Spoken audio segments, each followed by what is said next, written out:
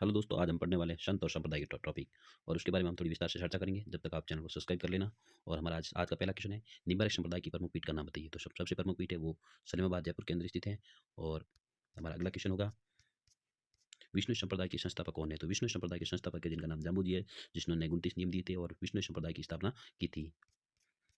और अगला क्वेश्चन होगा हमारे कि किस सूफी संत ने नागौर के पास सुआल गांव के अंदर अपना केंद्र बनाकर शांतिपूर्ण प्रचार किया। तो ये थे शेख हमउद्दीन थे। और अगला क्वेश्चन होने वाला है, बहुत ही इंटरेस्टेड होने वाला है, जोधपुर में महामंदिर राजस्थान किस संप्रदाय के प्रमुख है। तो जोधपुर के जो महामंदिर है वो हमारे नाथ संप्रदाय की प्रमुख पीठ होगी, क्योंकि उसमें हमारे जो मान सिंह थे ना, वो जो नाथ संप्रदाय के थे, जिन्होंने नाथ संप्रदाय की बहुत सेवा वगैरह की थी।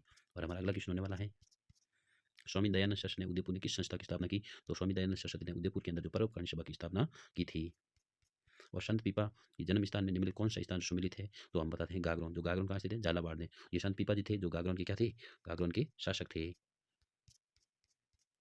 कटे हुए कान व जटा निम्न में से किस एक परिचयात्मक प्रतीक होते हैं। तो ये अगुड़ी जोगी होते हैं जो पुंगी बजाने का काम करते हैं। राजस्थान में कौन से प्रसिद्ध संत जो बीकानेर के कतरियासर में संबंधित हैं। तो हमारे सिद्ध है जसनाथ जी महाराज ने 36 नियमों की पालना की थी। और जसनाथ जी जो कृष्ण के अवतार माने जाते हैं और जिनके जो अनुयायी होते हैं वो अग्नि नृत्य करते हैं। और अग्नि नृत्य कतरियासर बीकानेर का प्रसिद्ध है। कामा भरतून वैष्णव संप्रदाय की कौन सी आराध्य देव प्रसिद्ध है। तो वो है गोकुल चंद्र जी बाबा जी के लिए प्रसिद्ध है। हमारा अगला क्वेश्चन है, कपिल मुनि की तपोभूमि के बारे में बताना है। तो कपिल मुनि की तपोभूमि है वो है कोलायत है, जो बीकानेर जिले के अंदर स्थित है।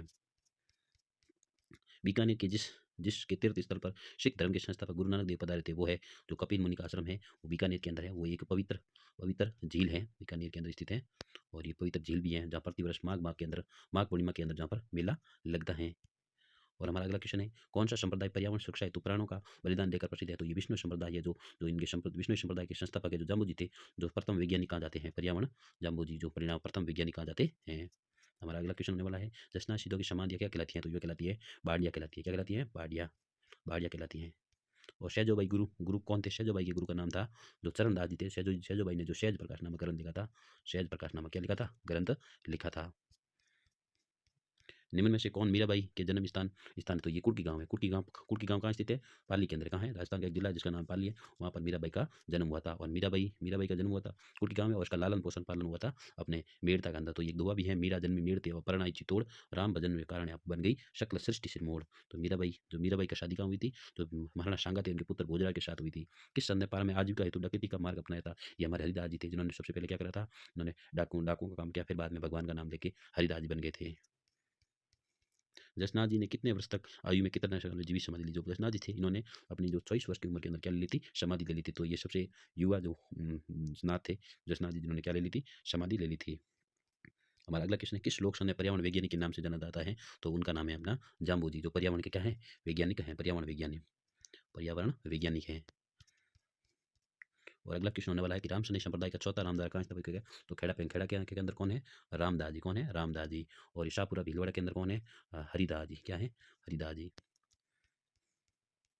और अगला क्वेश्चन है, संत रामदास जी द्वारा रचित ग्रंथ का नाम बताओ। तो संत रामदास जी के द्वारा रचित ये भक्तमाल है, गुरु महिमा है, ग्रंथ गगर निशानी, ये तीनों ग्रंथ है वो किसके हैं, रामदास जी द्वारा रचित हैं। अगला क्वेश्चन होने वाला है, निम्न में से कौन नाथ संप्रदाय की मान संत थे। तो वो कौन थे, महाराजा भर्तृहरि थे। अगला क्वेश्चन है, किस संप्रदाय ने साधु को विष्णु का स्वामी कहा जाता था। तो निम्बारक साधु को क्या कहा जाता, विष्णु स्वामी कहा जाता। और निम्बारक संप्रदाय की स्थापना किसने की थी भाई, सलीमाबाद में की गई थी और निम्बारकाचार्य द्वारा की गई थी। कौन सा पंथ संप्रदाय शगुन भक्ति धारा के संबंधित नहीं है। तो शगुन भक्ति ये दरियावजी पंथ है, ये किसमें है, दादू पंथ में। किसमें है, ये दादू पंथ में है। और जो बाकी शगुन भक्ति के मार्ग में चलने वाले लोग क्या करते हैं, भगवान कृष्ण की पूजा करते हैं। हमारा अगला क्वेश्चन होने वाला है कि शुंडा माता मंदिर में स्थित भगवान शिव की मूर्ति किस संप्रदाय के संबंधित। तो ये लौह कुश संप्रदाय के संबंधित है। हमारा अगला क्वेश्चन होने वाला है कि कालबेलिया जाति किसे अपना गुरु मानती है। तो ये कानपानाथ जो है इसको अपना क्या मानती है, गुरु मानती है। हमारा अगला क्वेश्चन होने वाला है कि गोरखनाथ जी के पंथ में दीक्षित होकर गोर खमिया में 12 वर्षों तक कठिन तप करने वाले ज्ञान प्राप्त करने वाले संत थे, उसका नाम था जसनाथ जी। जो गोरखनाथ जी से क्या थी, दीक्षा इच्छा लेकर एक बड़ा कठिन प्रयास किया था। हमारा अगला क्वेश्चन होने वाला है, गोरखमा प्रभु क्षत्रिय के संबंध किस राज्य से हैं। तो ये पश्चिम बंगाल से इनका संबंध है। अगला क्वेश्चन होने वाला है कि पूर्ण प्रज्ञ भाषी की रचना कर देतवाद का प्रतिपादन किया। तो देतवाद का प्रतिपादन किया स्वामी माधवाचार्य ने। अगला क्वेश्चन होने वाला है, अगला क्वेश्चन है कि ब्रह्मा संप्रदाय की और परम ब्रह्मा संप्रदाय निम्न में से किस पंथ का अन्य नाम है। तो ये अपने दादू पंथ का अन्य नाम है। और दादू पंथ की पीठ कहाँ पर है, नारायणा जयपुर के अंदर स्थित है। अगला राजस्थान में गौड़ीय संप्रदाय का प्रमुख मंदिर कहाँ है? तो गौड़ीय संप्रदाय का प्रमुख मंदिर जयपुर के अंदर स्थित है। हमारा अगला क्वेश्चन होता है ईश्वर सगुण है और विष्णु और उसका स्वरूप सत्य है, चित्त है तथा अनंत सच्चिदानंद है और स्वामी माधवाचार्य द्वारा 12वीं सदी के अंदर किस संप्रदाय का दर्शन की ये बातें हैं? तो ये है अपने गौड़ीय संप्रदाय की। संप्रदाय है गौड़ीय संप्रदाय की। अगला क्वेश्चन होने वाला है संत दादू दयाल की जन्म स्थली कहाँ है? जो अहमदाबाद। अहमदाबाद कहाँ स्थित है? गुजरात के अंदर। कहाँ स्थित है? गुजरात के अंदर स्थित है। अगला क्वेश्चन होने वाला है हमारा संत दादू दयाल जी की वीणाओं का संग्रहण क्या कहलाता था? जो हरड़े बाणी कहलाता था। क्या कहलाता था? हरड़े बाणी। अगला क्वेश्चन होने वाला है निम्न में से सगुण भक्ति प्रचार के संत कौन थे? संत है तो वो है निम्बार्काचार्य। निम्बार्काचार्य। और हमारा अगला क्वेश्चन होने वाला है जाम्बू जी किसके शिष्य थे? तो जाम्बू जी थे गोरखनाथ जी। जाम्बू जी और जसनाथ जी दोनों किसके शिष्य थे? गोरखनाथ जी के शिष्य थे। अगला क्वेश्चन होने वाला है जम्ब सागर का संबंध किससे है? तो विष्णु संप्रदाय से है। अगला क्वेश्चन होने वाला है कि मंत्र और राज प्रकाश हरिपुराण वाणी किस संत द्वारा दी गई? तो संत हरिदास जी द्वारा। अगला क्वेश्चन होने वाला है कि मेवाड़ में हरित ऋषि द्वारा किस संप्रदाय के थे? तो ये लवकुश संप्रदाय के संत थे। अगला क्वेश्चन होने वाला है राजस्थान में निर्गुण संत संप्रदाय का आविर्भाव कब हुआ? तो निर्गुण संतों का आविर्भाव कब हुआ था? 15वीं शताब्दी में। 15वीं शताब्दी में सबसे बड़े संत कौन हुए थे? दादू दयाल जी, जो क्या थे? निर्गुण संप्रदाय के संबंधित थे। निर्गुण संप्रदाय का मतलब क्या होता है? योग साधना पर ज्यादा ध्यान होना। और जो पिंड है वही ब्रह्मांड है। सिद्धांत का विवेचना किस संत द्वारा दिया गया? तो संत पीपा जी द्वारा दिया गया था। और संत पीपा जी जो गागरों के शासक थे और उनके गुरु का नाम रैदास था।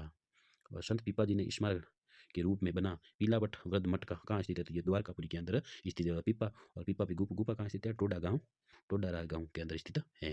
और संत राजस्थान के वे संत राजस्थान को छोड़ बनारस चले गए रामन शिष्य बन के वो थे धन्ना जी। धन्ना जी जो राजस्थान के चूरू जिले के अंदर उनका जन्म हुआ था। रामचंद्र संप्रदाय की साधना पद्धति में योग शास्त्र शब्द का प्रयोग क्या है? श्रुति शब्द योग के द्वारा। अगला क्वेश्चन होने वाला है कि सन्यासियों के